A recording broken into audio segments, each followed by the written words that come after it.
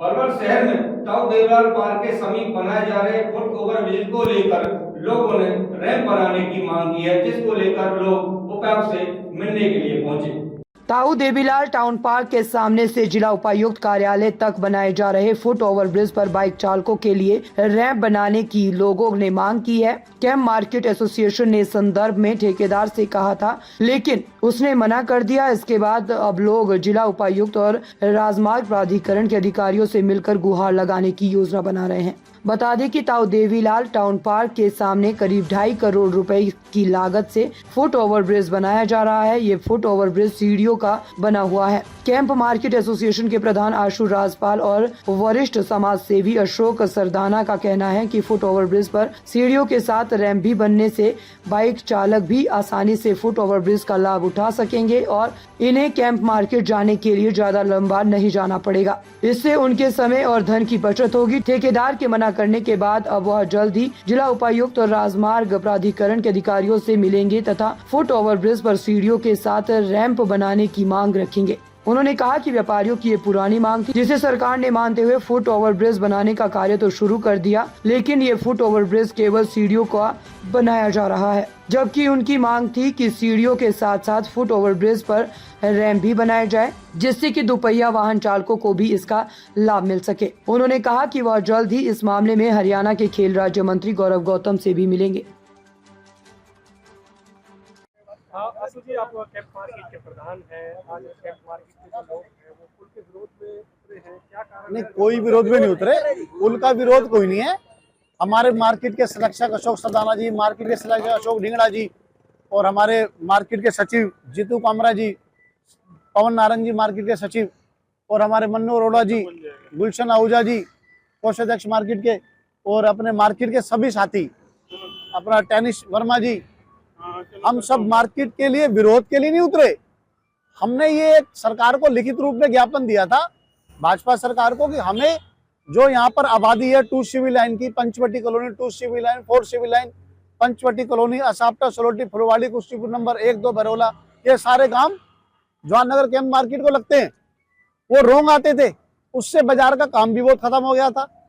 इसके कारण सरकार ने हमारे व्यापारियों की बात को रखते हुए इस भाजपा सरकार ने इस काम को, आज काम 3-4 दिन से शुरू हो गया।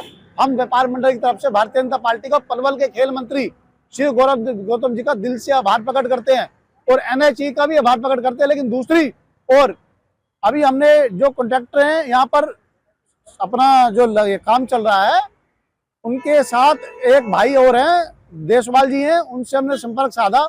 उन्होंने ये कहा कि ये 4 महीने का काम है और ये पार्क के आगे जाके उतरेगा, ये सीढ़ियों वाला बन रहा है। अब उसके लिए तो बड़ी दिक्कत है। हमने इनसे प्रार्थना की कि आप लोग इसको जैसे बल्लभगढ़ वाला बन रहा है, रैंप वाला, सीढ़ी वाला, रैंप वाला दोनों बनाएं।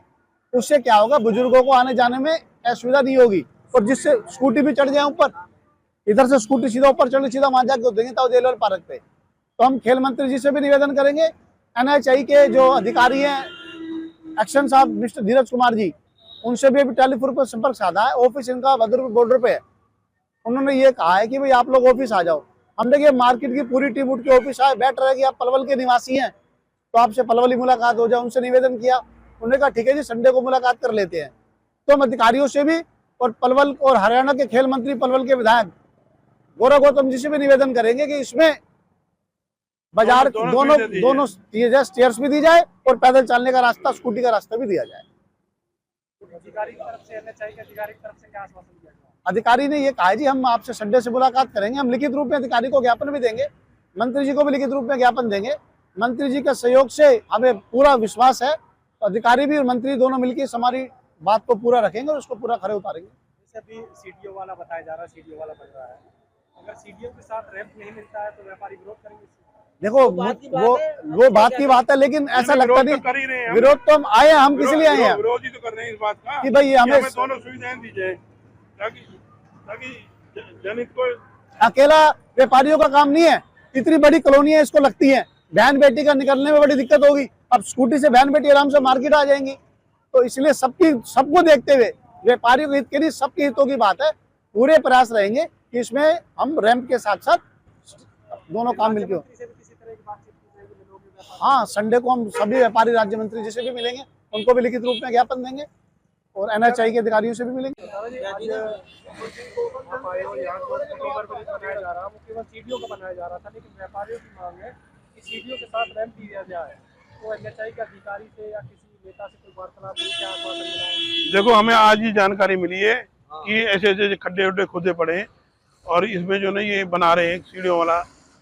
तो हम तो पहले से ही जब मंगला जी थे विधायक, हमने तभी से ही मांग की थी कि यहाँ जो ये बनाया जाए तो उसमें रैंप और स्टेप दोनों ही बनाए जाए।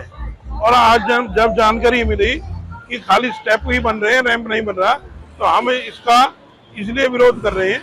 हम इसका विरोध कर रहे हैं और विरोध इसलिए कर रहे हैं कि हमें सुख सुविधाएं दोनों ही दी जाए, क्योंकि ये आम जनता की बात है, आम जनता को सुख सुविधा मिले।